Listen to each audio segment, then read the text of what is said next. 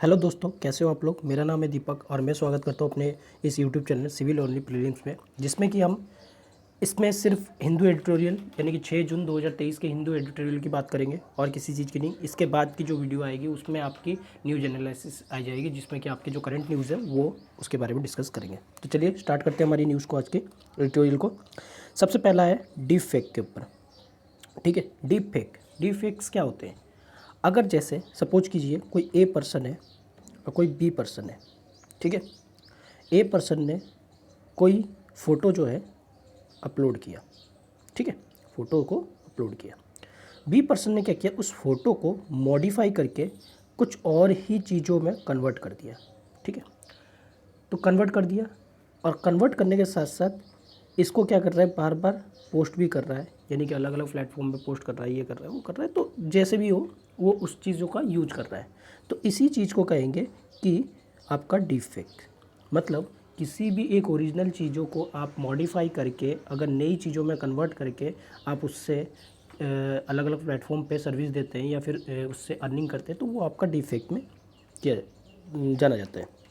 ठीक है, अगर डीप फेक की बात की जाए तो क्या है, ये क्यों न्यूज़ में है अभी। देखिए, डीप फेक एक तरह की क्या है, मशीन है जो प्रोड्यूस करती है डीप लर्निंग को और साथ ही साथ जो फॉल्स इन्फॉर्मेशन है उनको। यानी कि इन्फॉर्मेशन कोई भी आपके पास आ रही है तो इसका मतलब वो ज़रूरी नहीं है कि सही हो।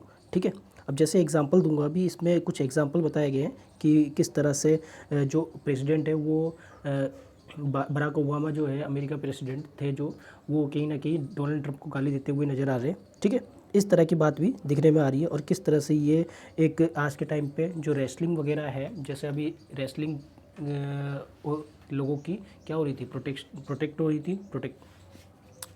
रही थी।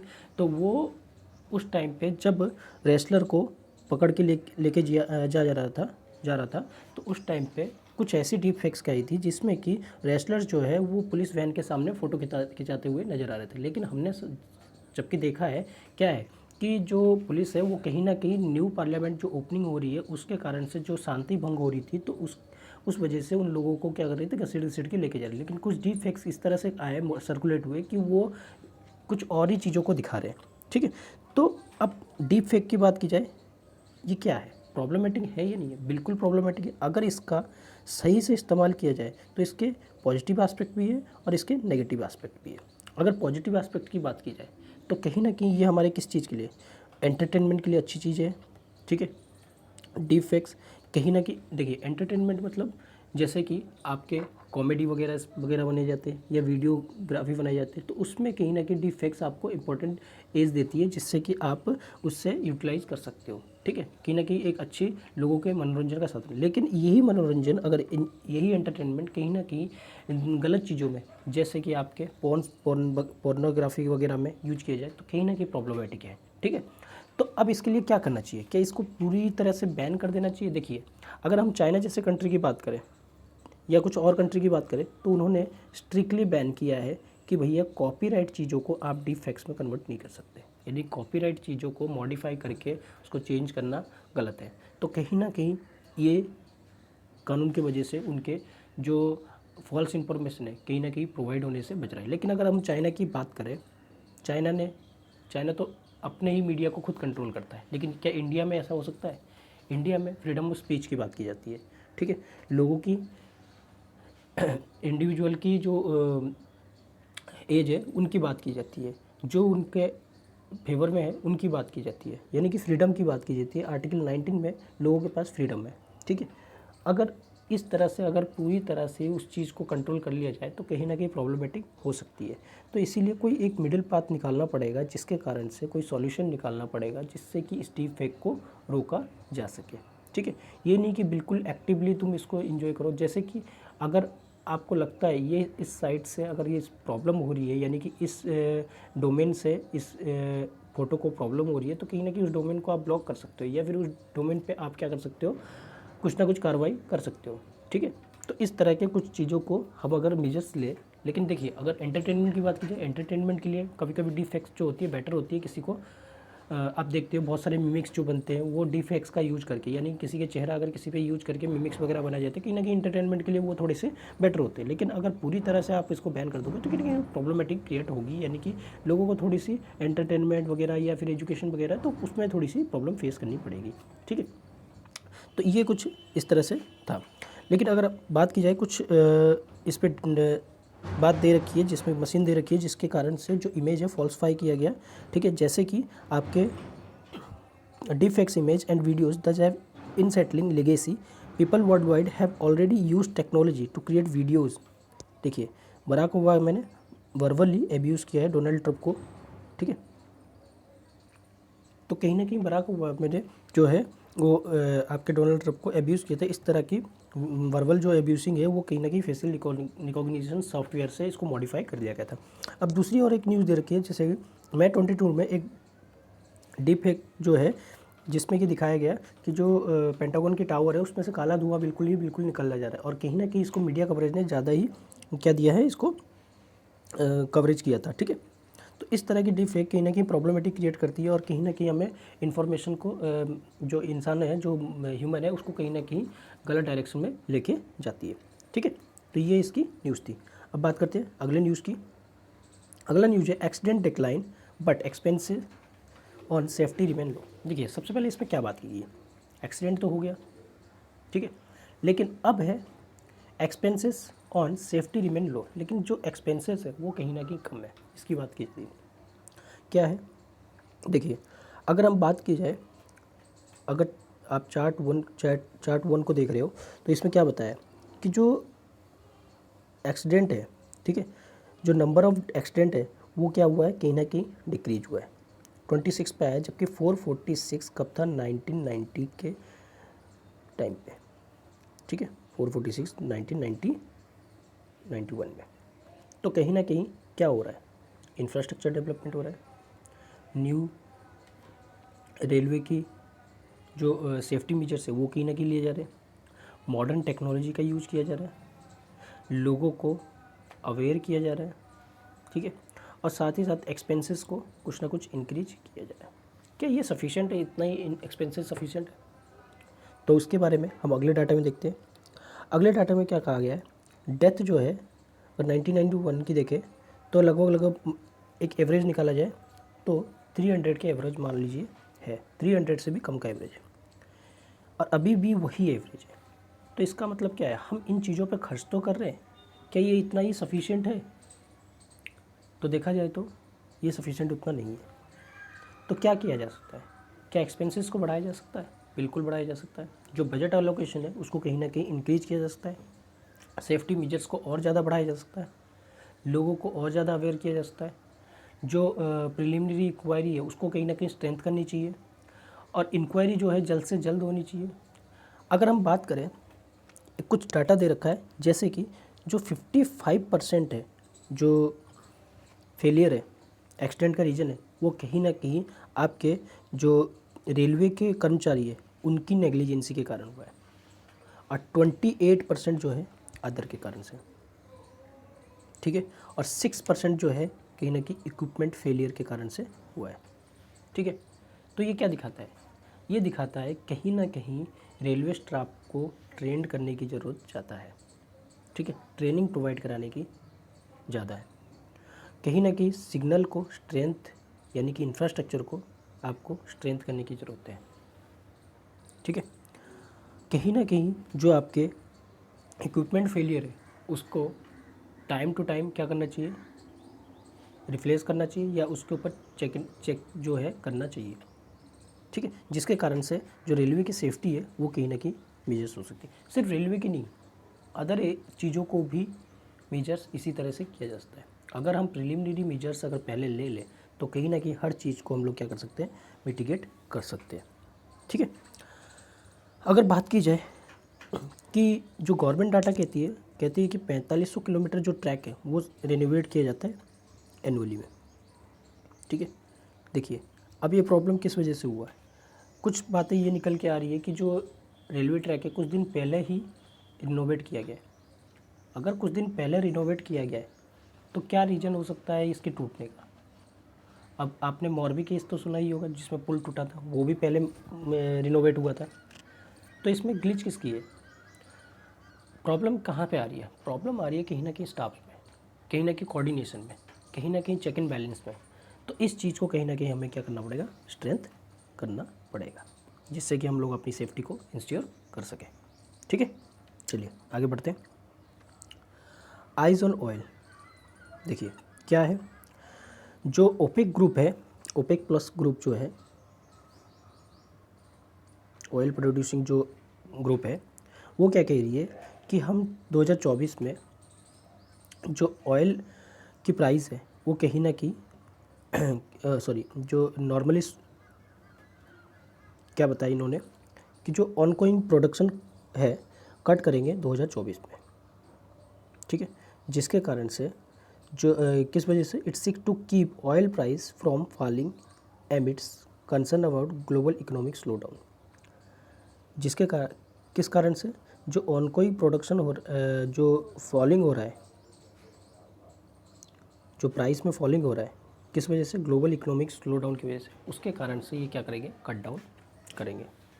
अब देखिए इंडिया के लिए क्यों कंसर्न की बात है। इंडिया की अगर न्यूज़ की बात करें, कल की शायद न्यूज़ थी आई थिंक, तो इंडिया जो है 40% जो है इंपोर्ट कहाँ से करता है? रसिया से करता है। तो कहीं ना कहीं अब रसिया इंडिया का कहीं ना कहीं अच्छा दोस्त साबित हो रहा है यहाँ पे, क्योंकि रसिया कम प्राइस पे इंडिया को एक्सपोर्ट कर रहा है क्रूड ऑयल, और जबकि हमारी 80% रिक्वायरमेंट ही हमारी इंपोर्ट से होती है। ठीक है, और रसिया जो है कहीं ना कहीं हमें कम प्राइस में इंपोर्ट एक्सपोर्ट कर रहा है। अगर बाकी कंट्री की देखा जाए तो बाकी कंट्री भी एक्सपोर्ट कर रहे हैं, लेकिन वो उनकी चार्जेस थोड़ी सी हाई होती है। तो यहाँ पे ये अगर कट करेंगे तो कहीं ना कहीं ग्लोबल इकोनॉमिक पे और ज़्यादा इफेक्ट पड़ेगा, और ज़्यादा ऑयल की डिमांड बढ़ेगी। तो डिमांड बढ़ेगी तो ऑटोमेटिकली क्या होगी? प्राइस जो होगी वो इंक्रीज होगी। जब प्राइस इंक्रीज होगी कहीं ना कहीं इंडिया के लिए प्रॉब्लमेटिक सिचुएशन बनेगी। अब अगर इंडिया की बात की जाए कि $116.01 जो है बैरल जो है जून 2022 में पीक पे था, इतने इंपोर्ट करता था, इतने रुपए का, लेकिन वो कम होकर 38% कम हुआ, जो 72.39 हो गया। ठीक है, वो किस वजह से? रसिया के जो सैंक्शन की वजह से ये जो 38% कम हुआ है, रसिया के सैंक्शन के वजह से, जिसके कारण से हमें इसका बेनिफिट मिल रहा है। और कहीं ना कहीं यही चीज़ आगे हमें बेनिफिट मिलेगा जब ओपेक कंट्री अपनी रेट को या फिर सप्लाई को डिक्रीज करेंगे। तो कहीं ना कहीं रसिया यहाँ पे हमारी जो एनर्जी रिक्वायरमेंट, हमारी जो ऑयल रिक्वायरमेंट है, उसको कहीं ना कहीं फुलफ़िल करने में हेल्पफुल करेगा। ठीक है, लेकिन अगर बात की जाए इंडिया में प्राइस की, तो कहीं ना कहीं प्राइस भी डिक्रीज़ होनी चाहिए, लेकिन कोई भी स्टेट हो या सेंटर हो, कोई भी अपने प्राइस में डिक्रीज़ नहीं करना चाहता है, क्योंकि वो जानता है आगे इस चीज़ों को क्या किया जा सकता है। जब प्राइस इंक्रीज होगी इंटरनेशनल मार्केट में तो कहीं ना कहीं प्रॉब्लमेटिक क्रिएट हो सकती है। ठीक है, तो इस चीज़ को ध्यान में रखते हुए सेंट्रल स्टेट कोई भी इस तरह के कदम नहीं उठाना चाहता है। और साथ में ये भी मांग की जा रही है जो आपके ऑयल है उसको किस में लेके आना चाहिए? जीएसटी में लेके आना चाहिए, जिससे कि इसका रैशनलाइजेशन जो है वो हो, लेकिन ये होते हुए नज़र तो आ नहीं रहा है अभी। ठीक है, तो ये इसका क्रक्स था। आगे बढ़ते हैं। आगे है ट्रैजिक ट्रैक्ट। क्या है? Railway must not lose focus on safety, it expand it's service. क्या कह रहा है? अब रेलवे, जब ये ट्रेजिडी हुआ है तो रेलवे क्या चाहेगा? अब कोई इसका जो फोकस है किसी तरह से लूज़ नहीं करना चाहेगा, और ये एक्सपेंड किस पे करेगा? अपनी सेफ्टी के, फोकस इसका सेफ्टी पे रहेगा और एक्सपेंड करेगा अपनी सर्विसेज को। ठीक है, जैसे कि आपने सुना है 270 पीपल जो है वो कोरोमंडल एक्सप्रेस और जो आपके यशवंत सागर, इनके जो लोग हैं वो किल्ड हुए हैं और 900 इंजरी हुए। अभी पूरी रिपोर्ट भी नहीं है, अभी आगे देखते हैं और कितने लोगों की डेथ होगी। ठीक है, तो क्या बात है। अब देखिए इस तरह के हादसा एक बार और भी हो चुका है, जिसमें बिरूर चिकजाजूर सेक्शन में, ठीक है, जिसमें मैसूर डिवीज़न की जो रेलवे लाइन है, ठीक है, उस टाइम पे कॉलिजन होने से 2 ट्रेन का अवॉइड किया गया था। ठीक है, तो इस तरह की टेक्निकल ग्लिच आई थी।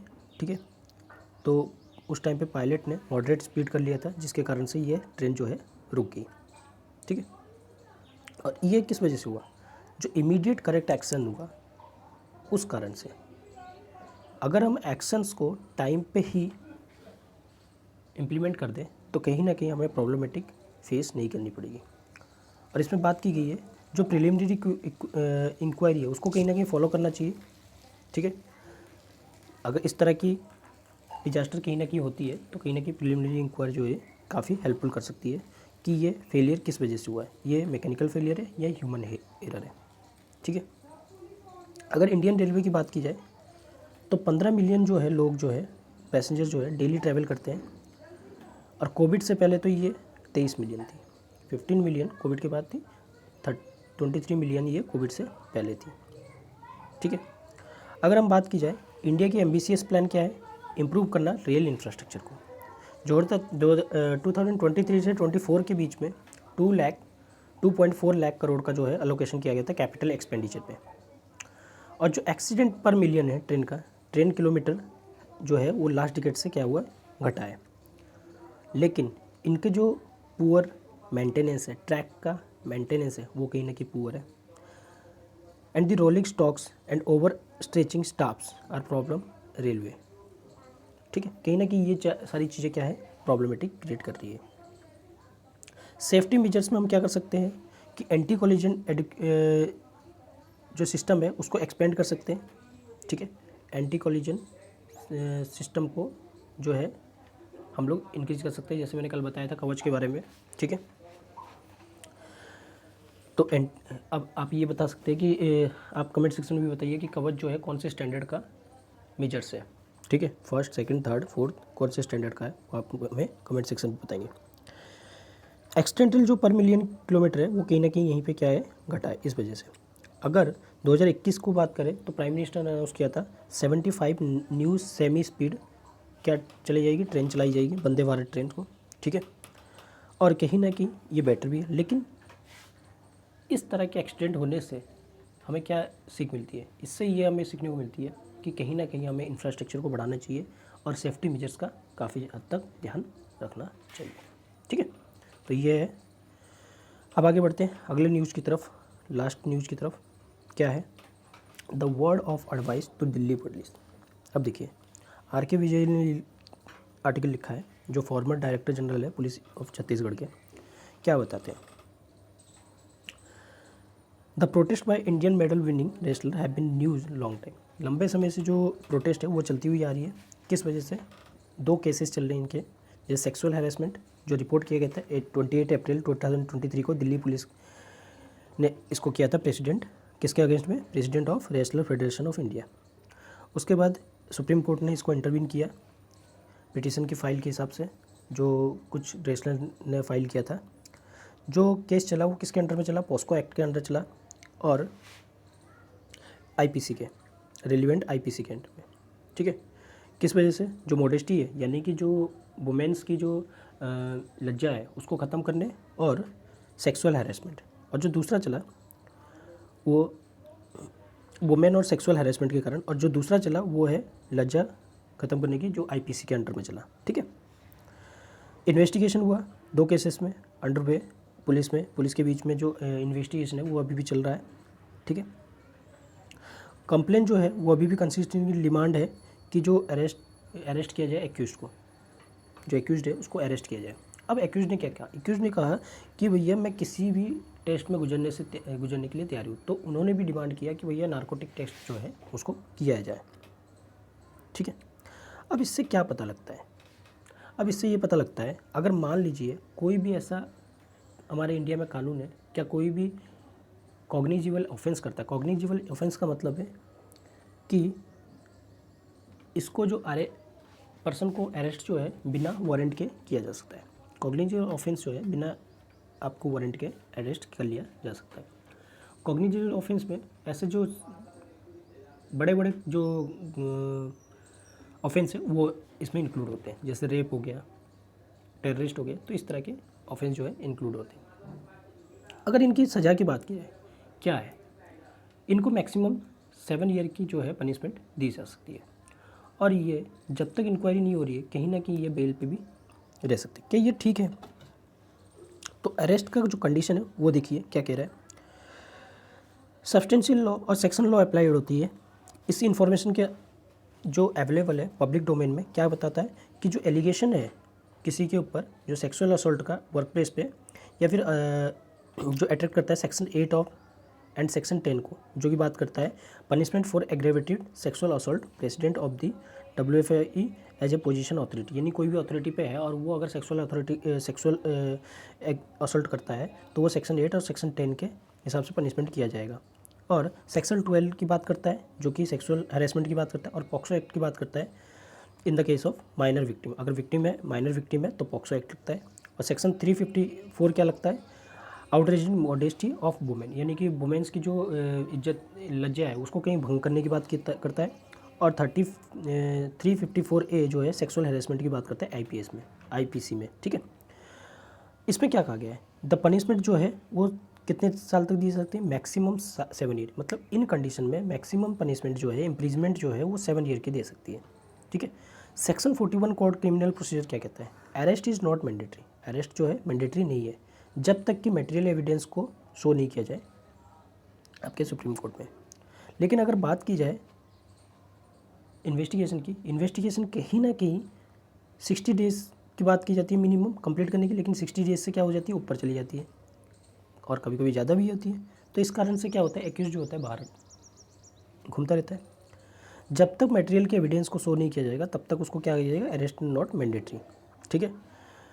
कोई भी अगर, हाँ लेकिन एक एक्स्ट्रा सर्कमस्टेंस में अगर कोई धमकी वगैरह मिलती है कुछ भी ऐसी चीज़ होता है तो उस केस में उस जो एक्यूज है उसको अरेस्ट करके रखा जा सकता है, ठीक है।